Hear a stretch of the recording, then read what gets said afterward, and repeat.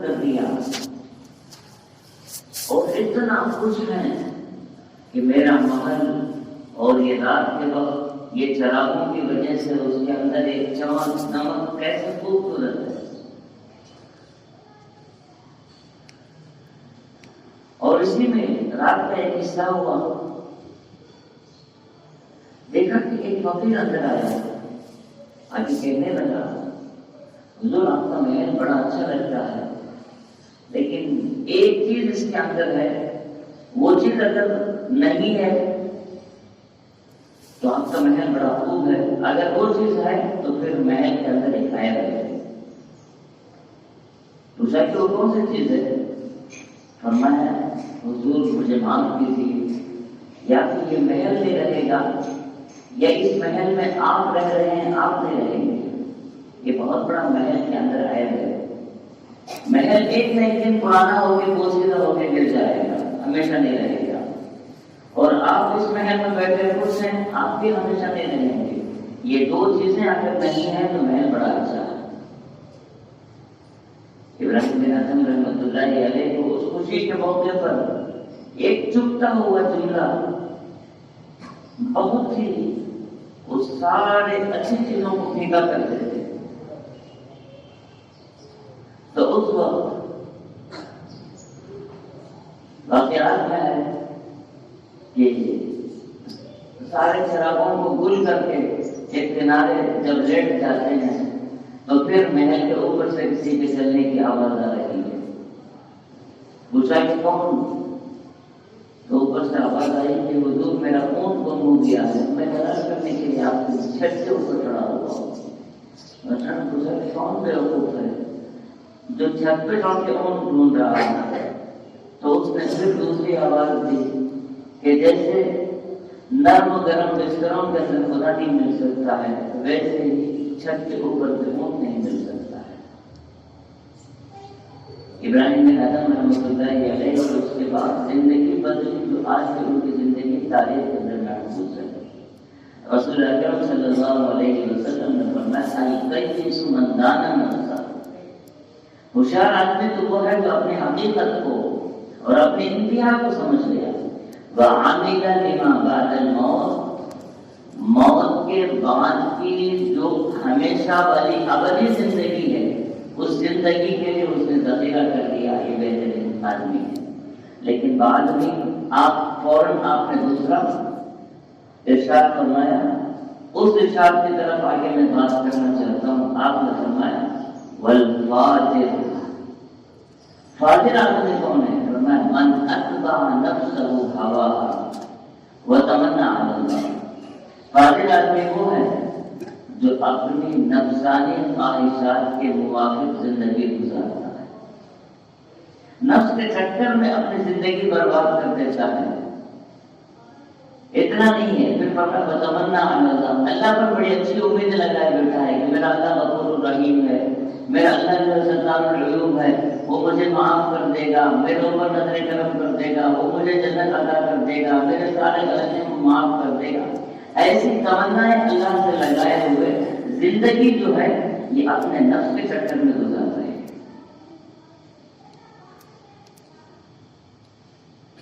تو آپ علیہ السلام نے فرمایا یہ دوسری چیز بھی حوم متبعا، نفس کے چکر میں جو زندگی گزرتی ہے یہ انسان کے لیے مہلک ہے. اور تیسری چیز اعجاب المرء بنفسہ، انسان کے اندر عجب بھی نہیں ہونا چاہیے. جو کام کیا وہ اپنے لیے کیا ہے، اللہ کے لیے کیا ہے، اس میں دوسروں کے لیے نام و نمود کا سوال پیدا ہی نہیں ہوتا. انسان اچھی نماز پڑھ رہا ہے اللہ کے لیے، لیکن فوراً دل میں بات آتی ہے کہ لوگ بھی تو دیکھ رہے ہیں، میں لوگ بھی دیکھ رہے ہیں، میں اچھی نماز پڑھتا ہوں، لوگ مجھے اللہ والا مان لیں گے. یہ عجوب ہے. زکات ادا کر رہا ہے، اپنے مال کو پاک کر رہا ہے، لیکن غربا میں تقسیم کرتے ہوئے بات دل میں آ رہی ہے کہ لوگ مجھے بانٹتے ہوئے دیکھیں گے تو مالدار سمجھیں گے، لوگ میری تعریف کریں گے. عجوب ہے. اعجاب المرء بنفسہ. اگر دیکھیں گے تو مہلکات والے جو 3 بڑی بڑی بیماریوں کی طرف نشاندہی کی گئی ہے، اگر ہم اپنی زندگی کا محاسبہ کریں گے، اپنے گریبان میں جھانک کے دیکھیں گے تو یہ تینوں بیماریاں 100% ہمارے اندر موجود ہیں۔ جب بیماریاں کیا ہیں تو پھر تمنا اللہ پر ہم کیسے تمنا لگا سکتے ہیں، کیسے آرزویں ہم اللہ تعالیٰ کی طرف رکھ سکتے ہیں؟ پہلے تو بیماریوں کو دور کرنی چاہیے، وجود کو ختم کر کے انسان اپنے اندر خلوص پیدا کرتا ہے۔ اور وجود کی ایک بہت بڑی مثال ہے، انسان جب شادی کرتا ہے، اپنی بیٹی کی شادی کر رہا ہے، ساری چیزیں دیتا ہے جس کو اپنی بیٹی کو، لیکن اس وقت سارے خاندان کو جوڑ لیتا ہے۔ دیکھو میں اپنی بیٹی کو یہ کپڑے دے رہا ہوں، یہ زیورات دے رہا ہوں، یہ فلاں چیز دے رہا ہوں، فلاں چیز دے رہا ہوں۔ دیتا کس کو ہے؟ اپنے ہی گھر میں جانے والی چیز ہے، لیکن اس سے پتا نہیں کہ کتنا تکلیف چلے گی، کتنے آدمیوں کے، غریبوں کے دل ٹھیس پہنچیں گے کہ یہ ساری چیزیں ہیں، میری بھی تو بیٹی ہے، لیکن میں ایسے کب کر سکتا ہوں؟ اور میری بھی بیٹی دیکھ رہی ہے، جب میں نہیں کروں گا تو میری بیٹی کے پاس میری عزت کیا کرے گی؟ یہ ساری چیزیں جو ہے مہلک ہیں، اعجاب المرء بنفسہ ہے، جو کام کرے وہ اللہ کے لیے کرے۔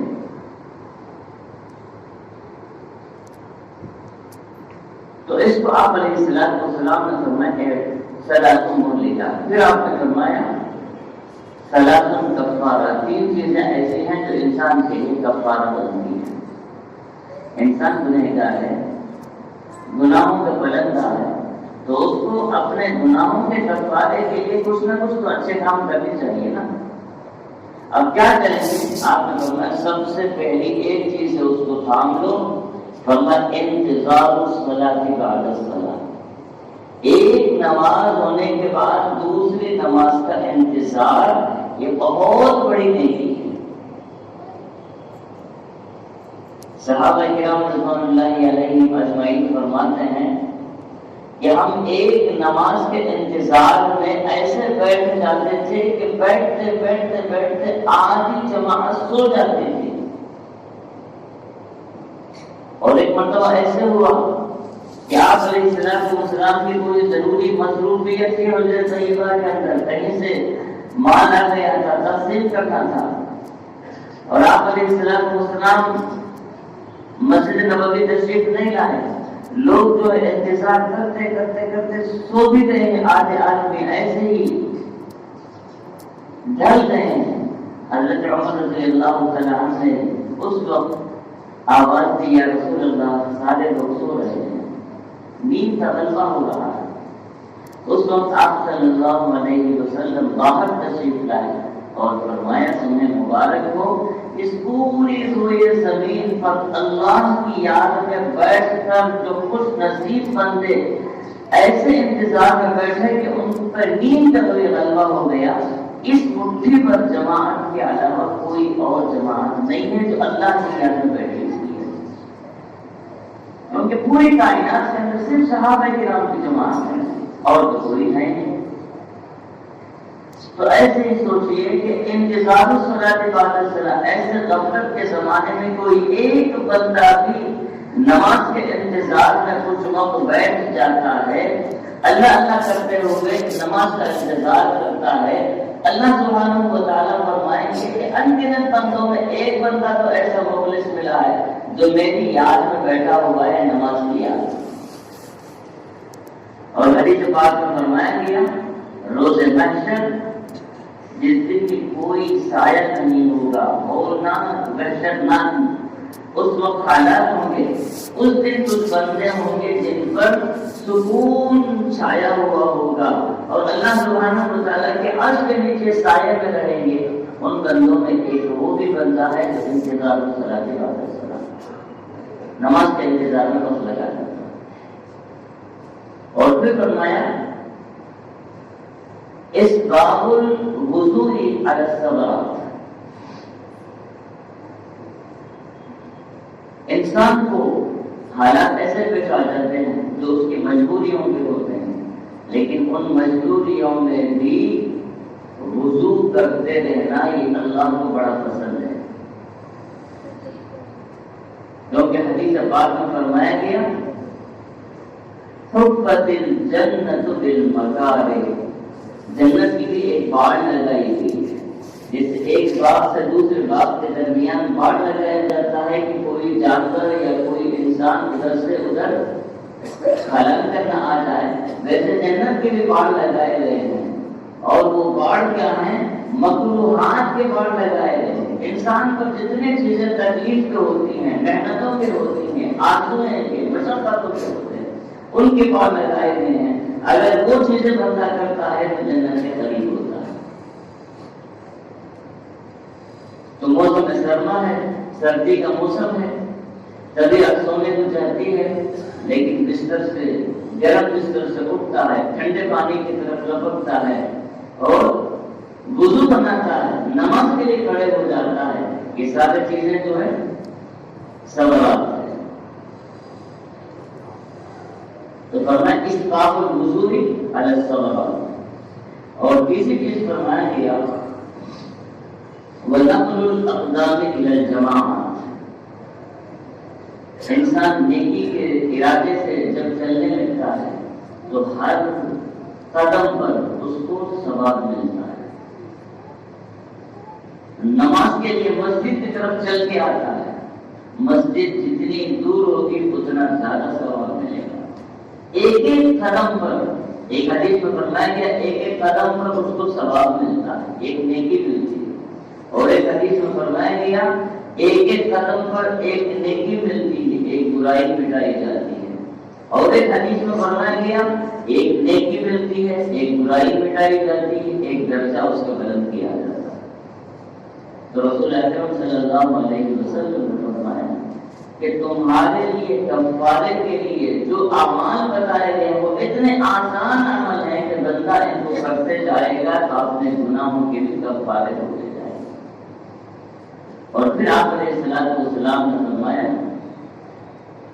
صلاۃ درجات، انسان کے درجات کو بلند کرنے کے لیے بھی 3 اعمال ہیں، بڑے مختصر ہیں۔